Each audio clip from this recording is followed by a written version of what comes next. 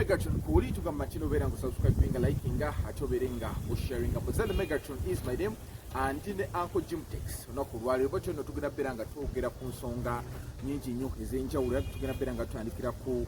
kivulu kya Febusi ekyabadde ku Jahazbia bakubye abantu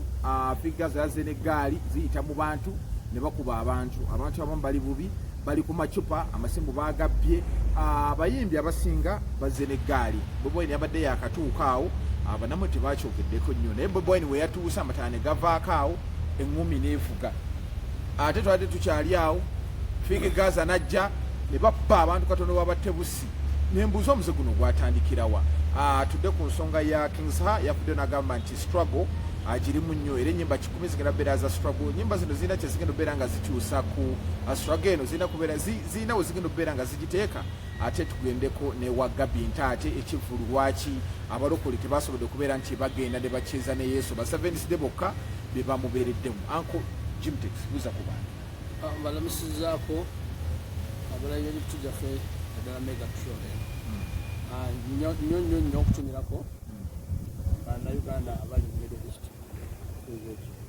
naye obaagala nnyo mbaagala nnyo kubanga nakubako ekyo mumawanga g'ebulaaya nagabwalamu kulaka Australia nnyo otumeko bannayuganda mulina batulaba muli mu America musubira mu America Canada United Kingdom ate era mbadde lwalunjala nnyo okutegeeza bannansi ate nga bakyala okusinga n'abasajja naffe tutukwata bannyinaze mwenna abali mu mawanga ga Middle East nga muli mu kukola abali mu biyumba abali mu live out workers bategeeza timwafunye mukisa munene nnyo mukyala Obama Mishwa Deal wa Shua Deal Company yatandise akola delivery kati akwatagana ne HDL obeera ebweru akuwa oli mu kiyumba ojja kulira abanookinga ku geeti okukolera nga bakuleetedde ekizigo endabikayo kyekitiibwa endabikayo kyekiki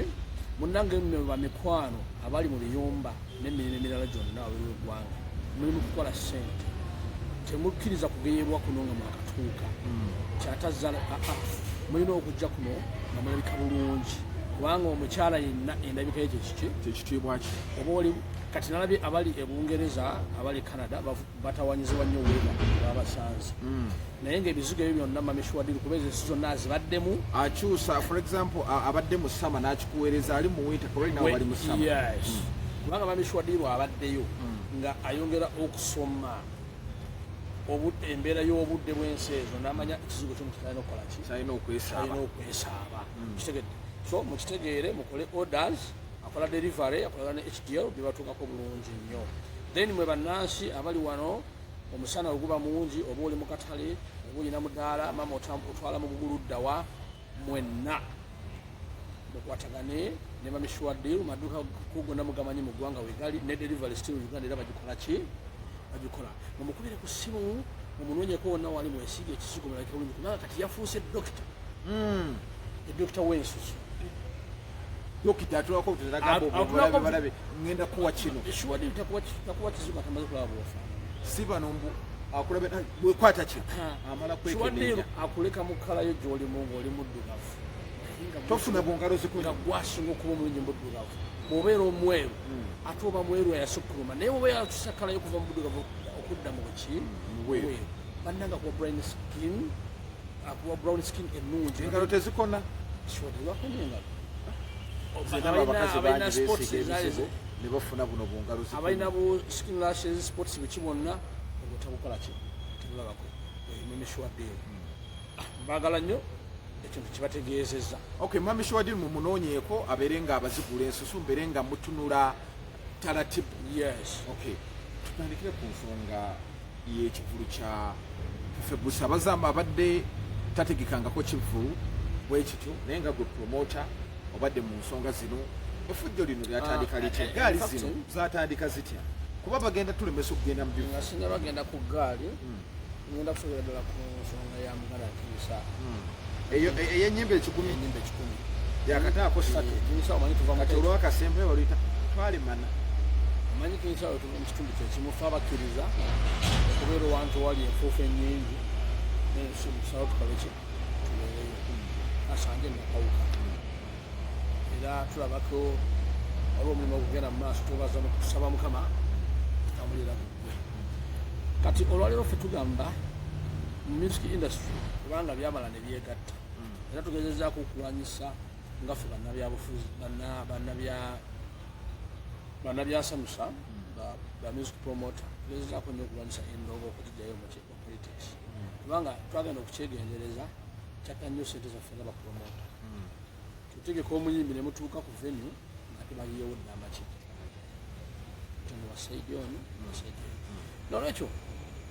kirungi kinsaa kyogezaako okuta ennyimba ekikumi kubanga talent ogina musical solomuka naye ffe nga bapromota tebaliri kusaba oba akataako 3 okumi ku ezo waki struggle waliwo ebintu bingi nnyo byetusobola okukozesa okulwanyisa oba bukulembeze bubi oba services embi music olimba naye luba lumu bwe luti lumala eyo kubanga omuyimbi ye muntu ata message netuuka ewala ofuna bulungi kiti olimba naye luba lumu bwe luti oba bbiri zimala okutegeeza audience n'abantu bonna kiki kyokutegeeza naye bwogamba nti njakuta ennyimba 10 eza stroke kitegeeza ffe bapromota tugenda kujjako engalo naawe ogenda kubulwa engirimu kubanga kati waliwo okuyimbira bannayuganda bwe tuba tuyimbira bannayuganda tulina kubanga tuli wamu tuze mu kusomeka abantu bonna balina political parties ez'enjawulo NRM FDC JMA CPDP bonna bena babeera mu shortage naye nga bazze okunyumirwa sweet voice ya King Sam so muganda nge Semanda nkugamba ekyo sisobola kukiwakanya tosobola kukikola ezomugumakuza ndasobola okukikola kikola naye si kye kyetaagisa mu industry yaffe musical twagala ennyimba z'obadde ota ezirimu amakulu ezirimu omukwano ezirimu okwagala n'okwagaliza okusinga ennyimba eza struggle kyekiri kyogambye nti ebivulu byetukola for example otegesa King Saha aleeta abeNRM yes kubanga abantu banyumirwa nnyo King Saha ne sweet voice ye nokuba nti musajja ali talented nina ebitundu bingi ebyenjawulo zemuleeteko ebivulu ejjeko kampaloa ekivulu ekiri esoloti tosobola kutwala muyimbi nga alina ennyimba ze struggle 3 abasobola kikuyimba bategedde bulungi kubanga abantu baayo baagala nnyo okunyumirwa okusinga okulira ebyobufuzi bakoowumuko West Nile n'ebitundu ebirala njagala nkubulire nti site ya Arua ekibuga kya Arua ekyo kyolaba n'ebitundu ebirinayo ne constituencies balina ababaka bonna nawa NRM naye bw'otwala omuyimbi no matter ani oba ani and they need more Bobby Wine okusinga n'abayimbi abalala bonna nga tewadde kitegeeza nti bano abantu audience yammwe erina value ya music okusinga politics era nga music oyo yawummuza abantu n'okubajjako stress zino zijja mu bantu omanya omuntu okufuna stress kitegeeza nti waliwo embeera ekunyigiriza waliwo okunyigirizibwa kwolimu kunyigirizibwa omuntu yenna kwalimu ebyenfuna na biki byonna tubisigamya ku gavumenti nolwekyo omuntu ayagala agendeko out anyweka bbi yake ng'ate bwafiringa ne ka music akaki kalungi akamujjako stress nolwekyo mwamisa tota nnyimba 10 eza struggle kusaba wakataako 3 zikola bulungi abantu baziwulira bannange tuddeyo ku buyimba bwaffe buli bugundeeze kola obuyimba waffe obwo kubanga mmwe ba Diamond Platinum baawano King Saha oyo mwagalako ebintu bingi ng'obutamukozesa nga capitalize nga wazeewo omuyimbi avudde ebweru King Saha ekyo tekimuleetamu tumugamba nti gwasooka Burna Boy ajje King Saha ekyo tabikola ki tabikola era nkuliza nnyo n'abayimbi abalala ati kyala batandika okikola ki abayimbi abaffe tebalina bakatalize leka Burna Boy amale okuyimba mumuwa kasente ke tusembeyo ba King Saha baffe bajje bakiggale bagravity baffe baziza bafaana n'abalala bo bakikulu bakikole ki kubanga balina music wana batuga bafiiringa era baguwa enjoying era bubategeera kyekiyalinze bulungi n'olwekyo mu nsonga ya muganda wange Fufubus mbadde ngezaako okunoonya promota yetegeeze Fufubus jazz player wali naye nga sinabamukaki mutegeera ekireeta akavuyo mu konsati yonna omusho yonna ani akutegesa kikulu twafuna abantu bangi ne bayingira omulimu gwaffe wano ogwa promota batandika otutikiramu anti guli ku interview kubanga tukimanyi mina companies ez'enjawulo abamu sijja kubamenya naye abamu tubakolaki bamanyi ne NPS ng'ekitongole batandise okunyira mbiki bannange ebivulu muleke teba music promoter ne company zaffe zijimu taxi abitex zibajjo balunywa balamu tutegeke shows ekebivulu kubanga ffe tumanyi otya bwe tusobola okuyingiza abantu mu kivulu ate ne tuba protectinga bulungi okutuuka okukola ki era ffe tugaba instructions kuba artist baffe ku muyimbi waffe gwe tutegese n'abayimbi banne abamuwerekedde naye wabadde olaba ng'ekivulu kya muganda wange Fufubus ate artist ayita mu audience okutuuka ku stage natidde kakati ate babadde wegendereza obudde balinnya abantu eggaali ze najja n'abantu nga 10 ne balinnya abantu eno balinnya bano basikamu masi ekyo tugenda kukikomya bunnambiro ne balyoka bajja n'abavubuka ababagoberera boze batuuma eggaali naye abayaayi ate ababbi kubanga teri muntu asasula kivulu kya Fufubus ate addeyo nga talina iPhone ye obaddeyo nga talina smartphone ye yonna kitegeeza nti muganda wange Fufubus ogenda kuluzinga audience otuka okuddamu okunoonya okukola concert nga toli mutuno mwakoze eki abayimbi abato nga Fik Gaza Yanga Mulo nze nga music promoter sina muyimbi gwe nyinza gamba nti gundi yakolaki yagwa nga balale bakyogera nti Yanga Mulo naye nze nga music promoter sola gamba nti Yanga Mulo yakolaki yagwa kubanga Yanga Mulo walinya ku stage olaba abawagizi benga ddala basanyufu ekikola ki abantu bemutambula nabo ze muyita eggaali ebibinja ebyo twagala okubategeeza n'obalabula nti bibinja by'ababbi omuntu okuba eggaali kitegeeza twagala muveeyo munyonyolemu abayimbi eggaali kiki tekyatandika ddi kubanga omuyimbi yeetaaga okuba ne protection abeera bodyguard omu babiri ku basatu babakola ki tukiraba mulabe bakama bamu bakulu bammwe ebekulu ne Cobra ne ttiimu entonotono eyambako Cobra bamala okuprotectinga artist waabwe Mwami Chameleon ne Skeleton n'abalala abatinyi bamala okuprotectinga Jose Chameleon yeti nga ate abo abayimbi betwogerako bamaanyi kitegeeza nti moto wange Fik Gaza Yanga Mulo mutambula na bibinja by'ababbi ogenda kubulwa omuntu yenna akuwa show out of camp wadde mu Kampala n'okusuka Kampala otandika okweri enkuta sente yaffe ya music mugimanyi etya bwekozesebwa banga kidiye kumala mu nsawo bategedde bulungi nze nga music promoter nvumirira abayimbi abatambula n'eggaali alien skin abantu obaagala naye bw'obanga tusobola kubafuga bateke backstage ojje ku stage simanyi lwaki omuyimbi atuyita mu audience ate temutegeera bali modezi temutegeera bagwa bugwi emigere gwe balinnya gwe bajjamu essimu naye ng'ensobi eyo nkimanyi nti evudde ku bantu abatandise okuyingira omulimu gwa promota nammwe abayimbi abatandise okufuna olugezigezi nti nze neetegeka sabo tojja kusobola kwetegeka omulimu gwo olina kubeera ku stage kuperforminga so si kutegeka concert ziba zaffe ba music promoter okugitegeka in fact mbadde nnoonya layini y'abantu benjogeddeko ba abitex babajjo banye babalunywa nga tekuliiko n'omu ayabadde mu kivulu ekyo muteekateeka y'ekivulu tunuulira enkuuka singa abayimbi bayita mu audience bali badde babba abantu benkanaki eyo kulirite gy'omukulu wange tegedde bulungi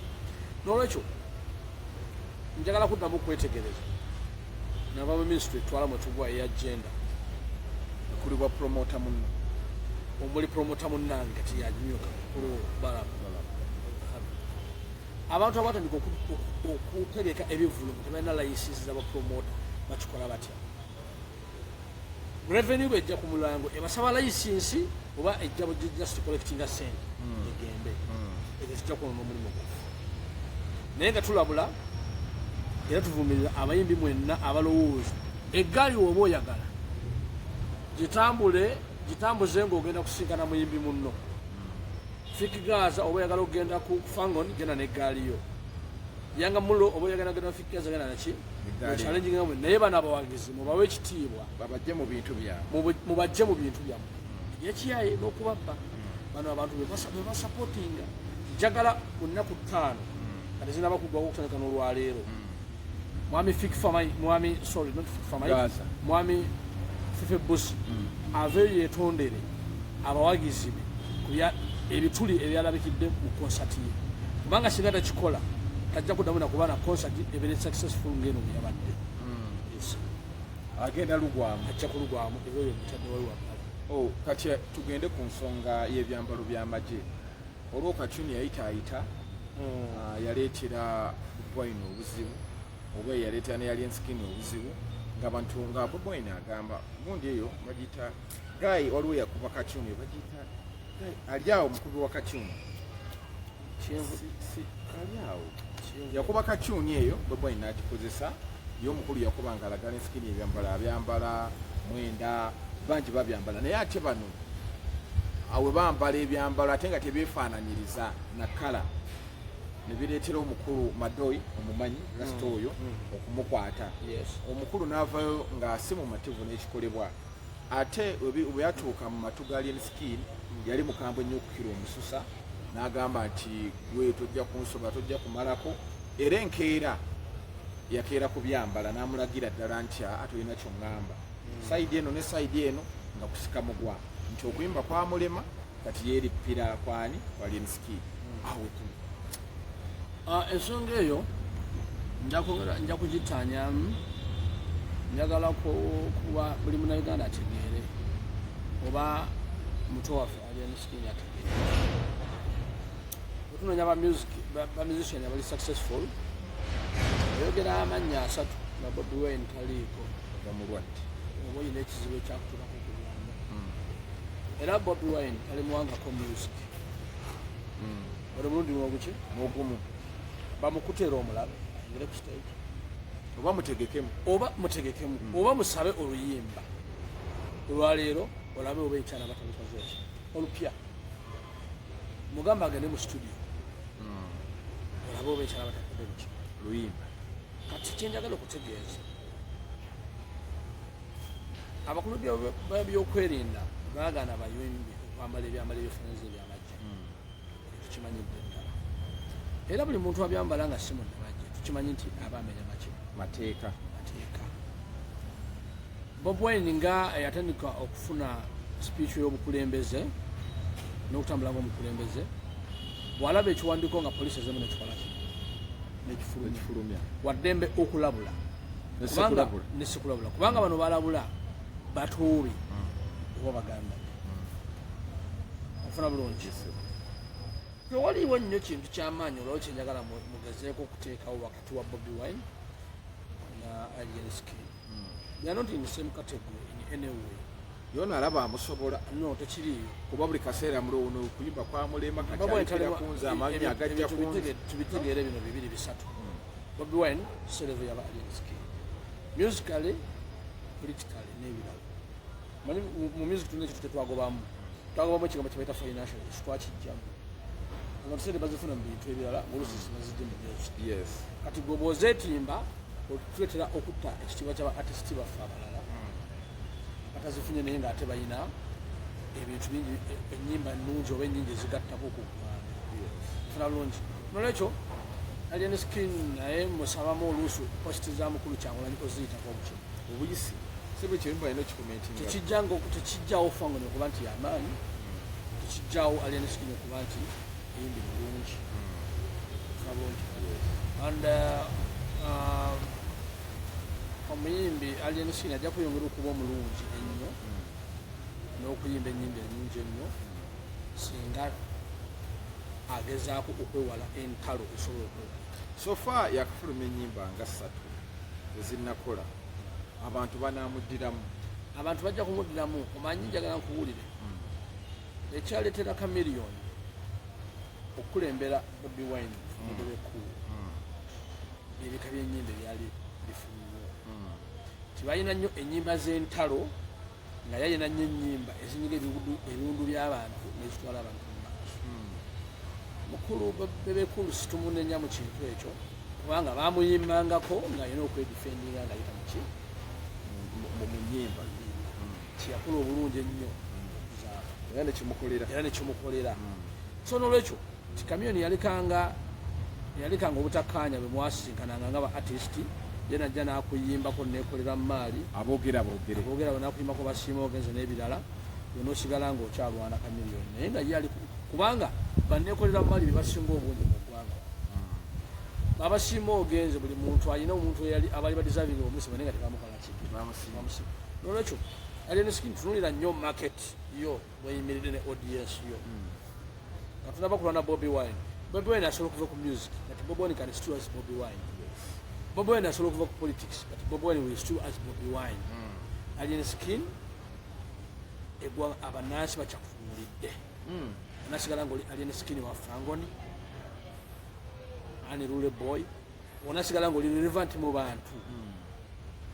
Good enough Katonda yakuwa ekisa n'akuwa okuganja. Akyasobola okukolayo ekivulu. Alien Skin alina concert kuno omwaka sulugwa alina concert ajja kugisobola. N'olwekyo oli muyimbi mulungi naye olina okubaako byoyigira ku bayimbi abakusingako bamusookawo. Weeyongera okuyigira mu bayimbi abakusookawo ekyokulala si buli kintu kyonna ekifulumye nga kikwatako nti olina okulipulayinga back. Ebintu ebimu osobola okulinnyamu. Yakoze akantu ako gwe tyerabidde erinnya n'agezaako okulaga omuntu Alien Skin. Of course interview zonna n'obulamu bw'eddembe bwa Alien Skin yabeera ne combat. Ye bamukkiriza bayambadde combat not wali yamukkiriza naye abagikoze ekyo. Na bonna baze naye oli bw'alabula nateekako ekifaananyi kyokubanga nti yegwe most obasinga okukola gwa inspiring abalala okubikozesa abamutuufu. Sisuubira nti Mwami Kyagulanyi asobola okubeera omusanyufu nti kubanga bakutte Alien Skin nga yambadde ebyambalo byaki tasobola. So n'olwekyo Alien Skin tolippira buli kasonga Bobi Wine kaba atakizeeko. Mulimu bagayizi abakulimba n'abamu baminisita bayogera nti ono emiyimbi asizeewo okuyimirira ng'abayimbi ne yeetengerera kituufu kyokola era ffe sitwagala kutabiikirira politics music nga bapromota naye ebintu ebimu olina okubimma amazzi n'osirika n'okiyitako n'osigala nga osabula omuziki Fangoni egenda mu maaso. That aside Gabi Ntaate bambi ali mu maziga abantu basobodde kubeera nti abagenda ali ku Sheraton okucheza ne Yesu. Back then waliwo guy bamuyita Lanik yava n'ategeeza abantu nti Gabi Ntaate ono si mulokole mu Seventh Day era tekiraaga kubeera nti bamuwagira n'akuba nnyo n'alabyeko awo ne Bajjo yavuddeyo n'abanga avunaana Gabi Ntaate omuyita ku interview tajja kuva yava ku Spark TV alaba w'amaanyi n'ebigambo ebirala bingi nga gwe promoter Jimtex tuwa ensonga lwaki olowooza ekivulu kya Gabi Ntaate kya flopinze bwekito kyagaanyi n'afuna abantu ab'olubatu anti bannayuganda balaba bannayuganda bakolaki balaba banga tono nnyo waliwo garden eri waggulu awo oyita zanaawo zitana n'amasuba oyambuka waggulu awo waliwo garden eriyo naye erinya lingi nikani eri waggulu yanungi nnyo nayinayo embaga ya muwala wa anko wange Gabi Ntaate omu ku bayimbi abajja okusanyusa Ntaate omulokole eyambala dress mpanvu efitinga n'omuki n'omukolo naye nga munda alaga nti ali naked talina amuwadde kantu konna yadde ak'omunda yayambala dress naye nga munda temuliimu kantu konna kalaga nti wadde mulimu ak'omu nga wogira bw'oti olengera bw'abanga yakozesa buno obuntu bwe bafuna baita discipline obuwuzi empale z'obuwuzi tusuubira nti omuntu omulokole bwatyo yali badde akolaki ayambala kubanga ffe tukulaba oba audience kulaba okuva ku 2 paka ku 1 tujjukira Julius Babirye otya bwe yayambalanga ne bwe yalabikanga yava wano nga kitumikutte ensobi yonna ensobi eyamugiramu yali ya bufumbo bwe twalowooza nti siwali bulungi okuzaama naye nga Julius Babirye yasobola yayimbanga ennyimba nezanyikiranga zikwata emitima gy'abantu naye nga okukwatibwa emitima gy'abantu nannyini luyimba yasoose okukwatibwamu ofuna bulungi nte ate nga okyezezza ku lwa Mukama naye gwe abantu baga kulaba okyezezza ku lwa Mukama oba okyezezza ku lwongomuki ng'omuntu bw'abanga si mulokole kyembadde sinabakolako research that's also a point naye musically abadde muyimbi mulungi Gabi Ntate yafunye ebizibu emirundi asooka amanyi ekisookera ddala ani yamutegeka Gabi ono ayeka yeyeetegeka ekyo tukivumirira ne sekuvumirira Gabi alabika yeyeetegeka okwetegeka abayimbi kikyamu tosobola kubanga ggalo sajja eri ku benoga ate neta n'ensekere kutidde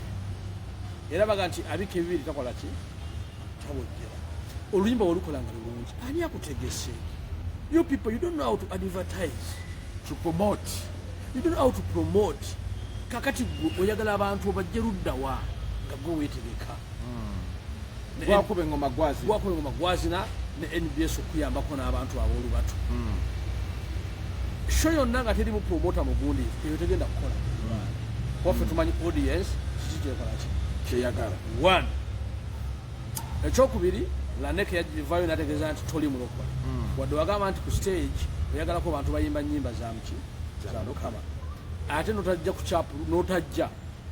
kulipurayinga ku ekyo ekintu 2 ekyabalokole bakusula mu guluka abanyumirwa music owa bulijjo beesonyiso ya Ntaate nga basuubira nti abantu ab'omwoyo be bajja okukola ki bwe bajja okubeerayo naye ab'omwoyo ne bafuna okulabulibwa nti omukyala oyo si mulokole natajja kukikirya ebimu ku bintu ebyasinze okuaffectinga ki ekyokubiri ffe tulina emirimu gyenjawulo gye tukola ze mega train enkubira egiro nabaddewo yi Kasuku live enkubira nensanga nga ndi Kalamoja oba pandown emikutu gyonna naye Ntaate twafunye okutegeeza nti okumujjako interview okuva yava ku station Lutalo who is Ntaate Ntaate ate nga yava eno gye tuli from the day of Friday tandika okumanya size yo ne level yo tandika okumanya ne audience olina okugiwa ekitiibwa audience olina okugirabikamu omuntu waba akusaba interview giweeyo bannayuganda bongere okukutegera n'okukumanya olwokuba tuyagala gaba interview tuyagala kubeera common ne audience yo teyabadde common bwe mulowooza togaba interview kikufuula common omuntu ali common abantu gwe beetaaga era gwe basupportinga otegedde bulungi olaba King Saha abeera wano abeera wali newakola ekivuula jjusa abeera nnyo eri ewaabwe Katosi nosinoti Katosi ekigungu bakamiliyoni olwa bali bagana kamiliyoni nti abeera akuba obubaalabaala kamiliyoni alina okuyimba mabaala bukyali kisusse abantu babeera mabaala basanyuka nnyo nga balabye kamiliyoni okitegedde ate ayimbira ne sente nnyingi miliyoni 5 ku mukaaga gyesita okuwayo ennyimba 5 ekisente kamiliyoni zikola ki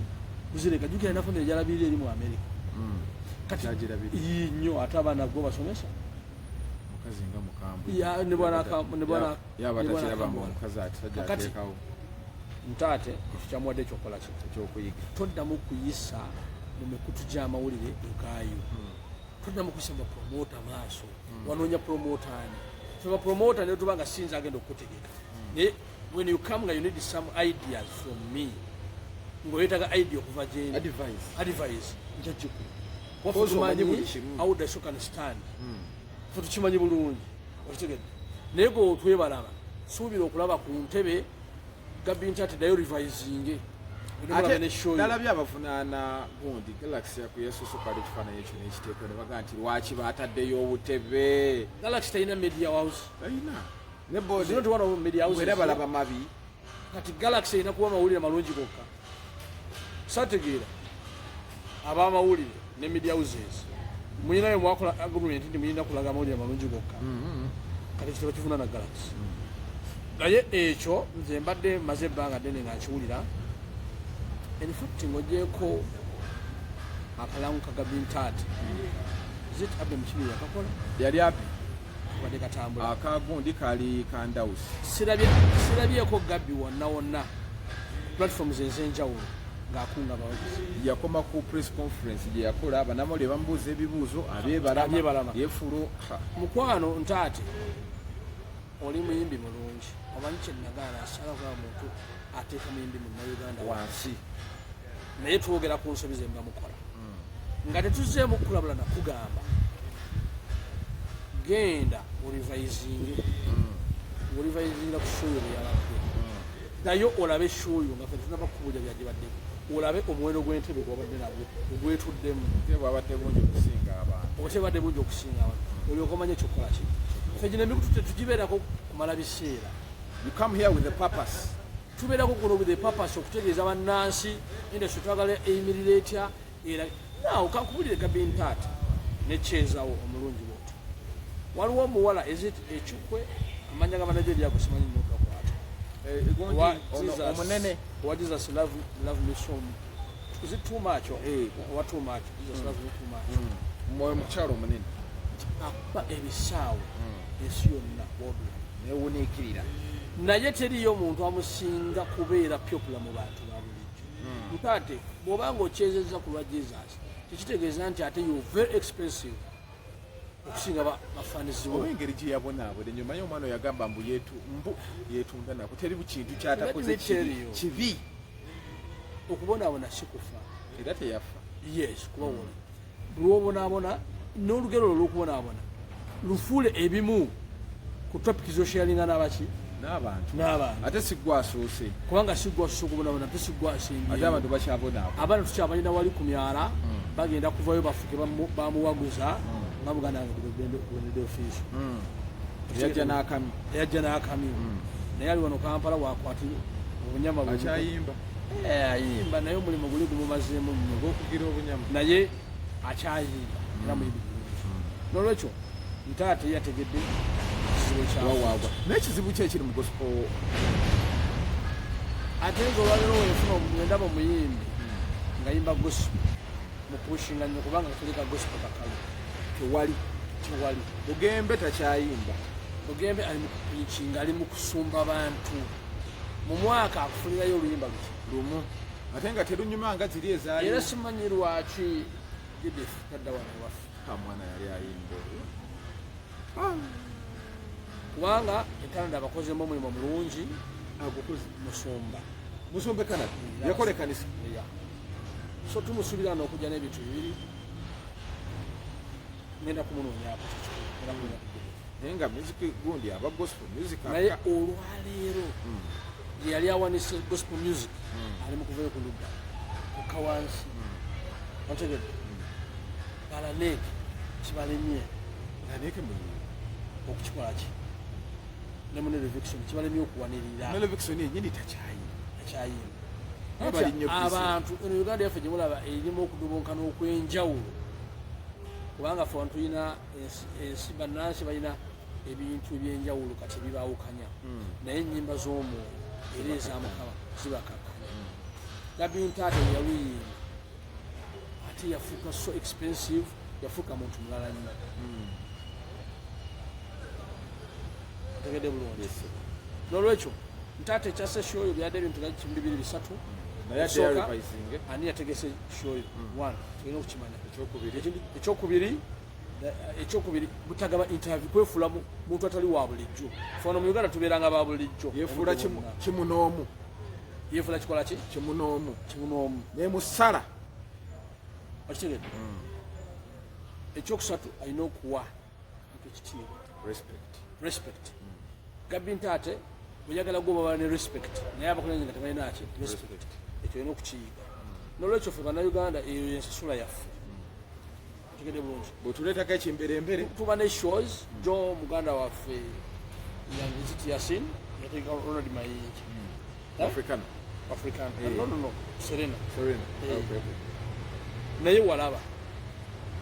Yasini gwotegese white was Yasin yali Kavuma ani Yasini yategekana Yasini yategeka ku Africa yali Kavuma era wajogera nako out of the blue Ronald Mayinja ngo bali balooza mbu tajja naye walaba abatudde bajja atudde Abitex atudde Jimtex atudde ne companies babalunye batudde tutwali mu show nenga promoter wanafu yagikoze yagitegese naye olaga ebifaananyi bya Ntata niye yagibaddemu nalabe Frank Gashumba beyo yabadde bafu okitegede naffe nyini tusapotinga nali simayimbo ekifo nogamba nti Abitex yategese bajjo nawe n'okungako abawagizi nti tugende tuwagire ono ye waffe oba ekintu Abitex kyategese tokisuubiramu mpulunguse yonna okitegede oba balunywa experience bagirina n'olwekyo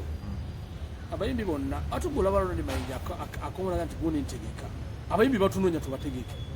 Gabi Ntata oluyimba olumu lwokka lwakyeza ogaana otya okusigala ba music promoter tigojja kolagana n'abantu bone NBS bamanager bakutegeke mwatirabe ekyavuddeyo n'olwekyo sijja nnyo okulabula abantu bakulabudde kata sa njagala tugere ku nsonga eno gundi abaleeta ekifuba ono badde best of the kinakola n'okusinga bulowooza people have been missing those guys those ladies okuli Cinderella okuli Mbabazi okuli ne Jack Chandiru one tekuliko muyimbi mubi onabayimbi balungi two public sympathy bagina kusaasira nnyo omukyala Mbabazi olw'okuyibako omwagalwa we n'ebigundi byabaddemu nga bamubanja ebintu byabaddemu kubanjibwa ekyokusatu tusaasira nnyo muyimbi waffe Jack Chandiru ebyamutuukako ate ne twagala omusanyukirako olw'obuvumu bwalaze ng'akomyewo naasanyukamu ne Jack Chandiru otegede bulungi ekyokuna twagala nnyo okubeerawo ng'abawagizi ba Sindi okuappreciatinga omutima omulungi Sindi gwalina mu industry eno kubanga yabadde nga yasigala ku mmeyi nga tukirabirangayo banne wadde okubateekako obukyayi ayagala balaga nti bwetubanga tuli ba Blue 3 we can make it ategede bulungi eyo show gyesuubira ekijja kubeera very successful ejja kubamu abantu bangi tusubira music omulungi tusubira performance nalabekaawo bakuba ne ba maestro bandi eno eri eno ngaewa Spice Dani wali ttaka eringi batandise gundi zaabwe naye nga bakuba bulungi eyo shot yo tugirinze tusubira na buli munauganda yonna gikoze agirinze Uncle Jim Sibula abantu basibula bebale kutula bano ku Megatron twongere okwagala n'ennyo music industry ba artist ne bafaanisi baffe music promoter n'abalala naye ensembe y'okulabula abagala okuyingira mulimu gwa promoter katumbuli tulina license mu kikomi bunnambiro muleeta abayimbi baffe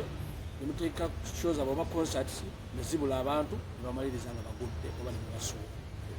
Megatron Koli tugamba nti nobeera ngu subscribing liking ate no obeere nga osharinga remember twambula bannaffe aba Victoria University gwe wenna ayina omwana wa senior 4 asoobera nga yeegatta ku university tomutwala mu institution muleka agende ku university ate gyanaava abeere nga yeeyongerayo ate gwe ayina principal classes 2 ya senior 6 genda naawe obeere nga ofuna ekifo ku Victoria University n'ekirala gwayagala okubeera nga osoma obusomesa toteekayo admission kintu kyabwerere ate mwabayagala okubeera nti musoma bano abagaba eddwaliro mu pharmacy mathematicians mugende mberenga pharmacist okay mugende mberenga nammwe mwefunira ebisinga wali ku Victoria University ebisale bitono genda omwana asome Dr. Muganga ntumideko nnyo mu ngeri enjawulo oyo ye vice chancellor waayo omuntu omwana Muganga oyo nange zingamba omwagala Muganga Dr. Muganga to tugendeyo. Dr. Muganga nkwetaaga nja kuwulira nga nkutuuseeko. Omwetaaga. Mwetaaga. Mugamba omwetaaga ddi? Obudde bwonna. Newe mukubira leero nampa appointment ekya tugenda. Nnyo okamala obukamazi. Kale kiwedde ngenda mukubira tube nga